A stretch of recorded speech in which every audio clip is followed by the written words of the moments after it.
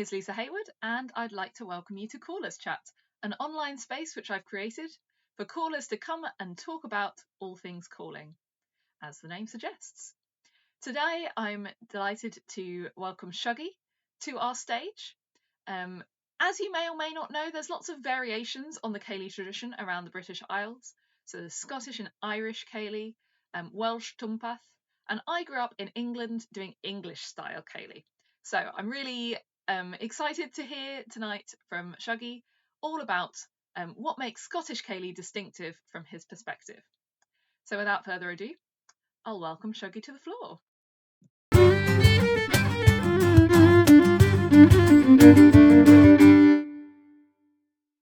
Perfect. So I'm conscious my accent might be a bit difficult for folks. So on the caveat of what Lisa said about muting everyone, but if you can't understand me, kind of wave, or if I'm talking too fast or stuff like that. I've actually got about 3 signs around the place going, talk slowly. And I use those when I'm doing calls for like couples and people booking me for Ceilidhs as well, because even down here, after being down in East Midlands for 20 years, my accent's still quite raw. So yeah, just sort of shout up and wave and stuff like that, or Lisa will interrupt to slow me down. And I do have a bit of a caveat with this as well, because if you were all with Maria a couple of weeks ago talking about Irish Ceilidhs, she stole a lot of my thunder, because other than Irish Ceilidhs are a lot more technical than Scottish Ceilidhs, certainly Scottish Ceilidhs that I'm used to. There isn't that much of a difference in the history, to be honest with you. A lot of the Ceilidhs up north, and this is up in the Highlands rather than the lowlands, so I'm from just outside Inverness, used to be back in the day sort of people's houses, village halls, singing, poetry, music, as well as the dancing and stuff like that. But the dancing, from what I've read anyway, and from speaking to people, a lot of the dancing was Scottish country dancing rather than Ceilidh dancing. When I grew up, so in the late or sort of middle to late 80s, when I was in high school, I don't remember ever having Ceilidhs in the village halls round about where I stayed. Trad stuff and trad music and Ceilidh dancing and stuff just wasn't that popular at all, which is completely different to probably 10, 15 years ago, whereas it's gone like that. And now you could almost fill village halls on a nightly basis up the road. So it has sort of turned full circle. And in that sort of late 80s, into sort of early 90s phase, for those of you that are old enough. And I don't know if it was the same down here, but we had a lot of teacher strikes. So I don't know if that had something to do with it. So there was no extracurriculum stuff in schools at all. There was no like even Duke of Edinburgh stuff. We never got any of that when I was in school, because the teachers were on strike for about 4 years to do with pensions. And I guess none of that sort of changed in that sort of 30-year time. But yeah, it wasn't something that was certainly popular when I was growing up. And going back up to the Highlands sort of before COVID, I was probably up every sort of 3, 4, 5 months visiting relations and stuff. And now there's always Ceilidhs on the go, not that far away. And certainly in cities like Inverness and stuff like that, there's always stuff on the go. And obviously still got Scottish country dancing and things like that. So I'm just looking through my notes and stuff. The one thing that is, I guess, different when I go home, and the Ceilidhs that are on up there, is they don't have the same sort of concept of a collar that we have down here. You tend to find that the band will spark up a tune, the head person in the band, whether it's accordionist or fiddler or whoever, will say what the dance is, do another little bit of a tune and wait for people to get up. And in my experience, and whether it's sort of birthdays, weddings, village hall stuff as well, nobody gets up because everyone thinks they know the dances because they did them in sort of primary school and in 4th year and stuff like that as part of your PE classes, but they don't remember it. So you end up doing like 15 Strip the Willows, which I think is where people are missing out. There are some accordion players that'll do calling and stuff, but it's not the same sort of help and support that they get when you've got a separate sort of collar up there. And I go up a few times a year to do Ceilidhs, like weddings and stuff like that.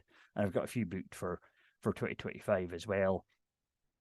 Because people have been to sort of Ceilidhs down here, or have seen me on the internet, or they've been to a wedding or a night that I've done, and they want me up there to sort of help and support the Ceilidhs that they're doing. Just looking through my notes and stuff like that. One of the things that Maria had was some books and stuff on Irish dancing. So I thought I would share some of my reference stuff as well. And I've got a few different ones. I've got Swinging Sporran, if you can see that with my background and stuff. That's an old book. It's going back to the early 80s, and it's an ex-library book that I've got there. I've got Robbie Shepherd, Let's Have a Ceilidh. That's one that I pull on dances quite a lot, so I've got some post-it notes on there. What else have I got? 100 favourite Scottish country dances. Now, that 100 favourite, there's all sorts of stuff in here. There's 100 favourite Ceilidh dances, that should be, sorry. You can see that. But there are Scottish country dances in there. There's contra dances. There's a few French things as well. And there's some stuff that I've just never heard of in there. So I've got quite a few sort of reference bits and pieces. And I think you're probably thinking to yourselves, how did a boy from Inverness end up down in the East Midlands doing Ceilidhs down here? So I ended up in Edinburgh in the early 2000s and met a girl, and she got a job down here. So I came down with her thinking if it doesn't work out, I can always go back up to Edinburgh. And then 20 years later, almost, we're married, kids, all that sort of stuff. Same woman. And we're down here for life, I think, now that we've got kids and stuff like that. But when we moved down here,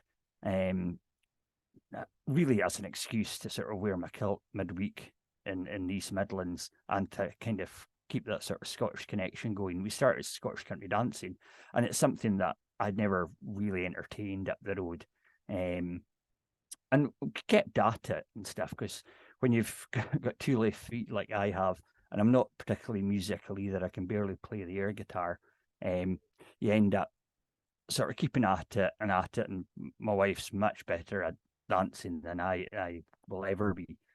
But people were coming along and they were lasting a few weeks and not particularly staying at it and asking, is there anything easier than this? And there wasn't anything at the time. So we started a Nottingham Ceilidh Club class. It wasn't even a class. It was just like get enough people together to have a dance, to record the music and stuff.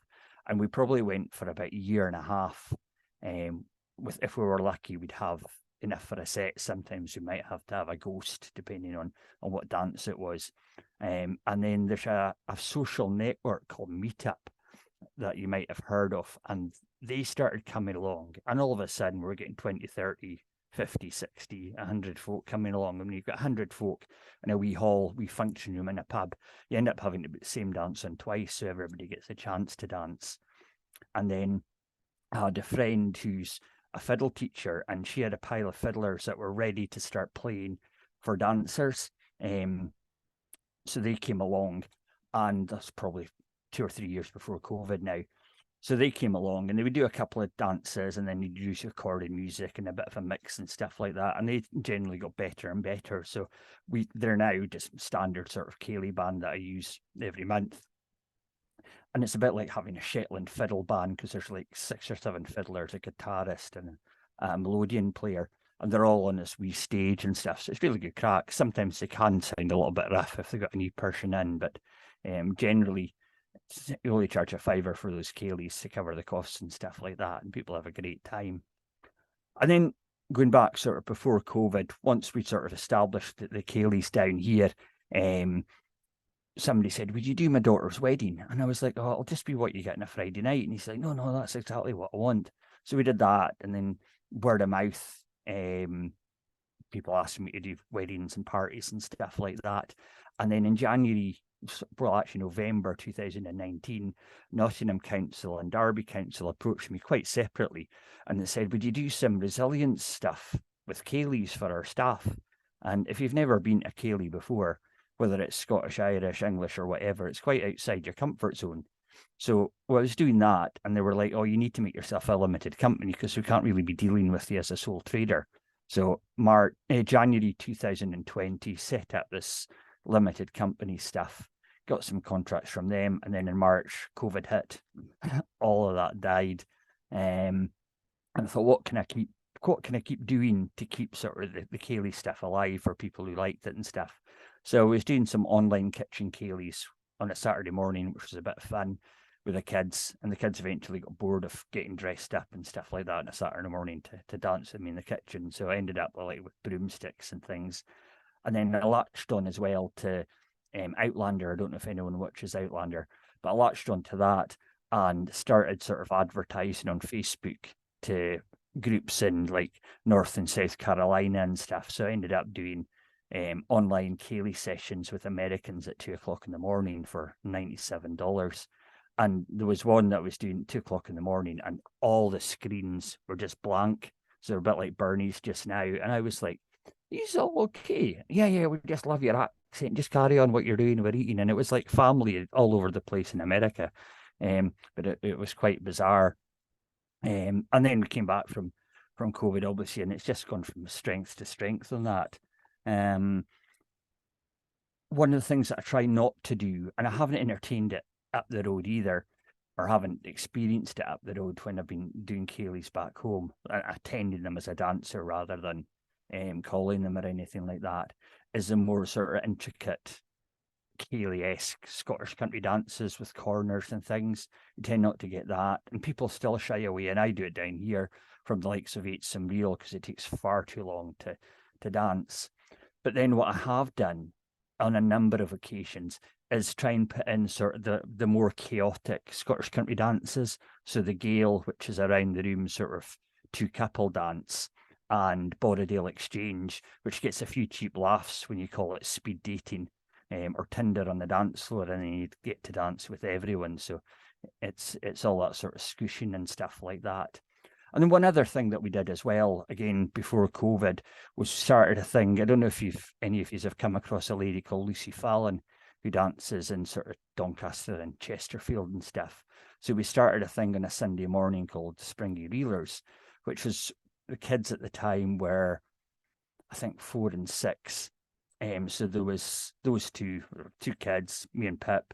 Lucy would come down from where she stayed, and we had 5 or 6 other families. So we danced on a Sunday morning in a scout hut just outside Nottingham for 2 hours, and it's very sort of loose dancing because kids, they'll go anywhere, and it was just really an introduction for them to Ceilidh dancing, and then for the adults to do sort of other dancing and stuff like that, and then we go off to the pub for a pub lunch. So it's a very sort of social thing. So it's a bit like Ceilidh Kids that Caroline does up in Edinburgh, but nowhere near as sort of organised as that. And we did that, must have done that for a good sort of 2 years before COVID hit. And now that we're back from sort of all of that, our kids are just a few years older now, so they don't want to dance and want to go and play football and stuff like that. So we've kind of moved on, but there's definitely sort of an avenue for like kids dancing and stuff like that. What else have I got? I think that's probably me, actually, Lisa. Unless anyone's got some questions and stuff for me. The main thing, I think, difference-wise on Scottish Ceilidhs compared to English Ceilidhs, and this isn't a slate or anything like that, because I've been to quite a lot of sort of English-style Ceilidhs. Not so much contra stuff, but certainly Ceilidhs down here, the Scottish stuff tends to be a lot faster pace. And you tend to find that the people that come along to my Ceilidhs at half time to do demos that are modest dancers and stuff like that, and they're brilliant at doing modest dancing and things, but they all moan that the Ceilidhs are a lot faster than they're used to, which is quite funny. But yeah, I think that's me. I don't really have anything else to add. No worries. A huge thanks to Shuggie for sharing his thoughts with us tonight. It's been a really interesting talk. If you'd like to know more about Callers Chat, do check out the info in the description on YouTube. There's details there of how you can join us for our live sessions online. Hope to see you next time.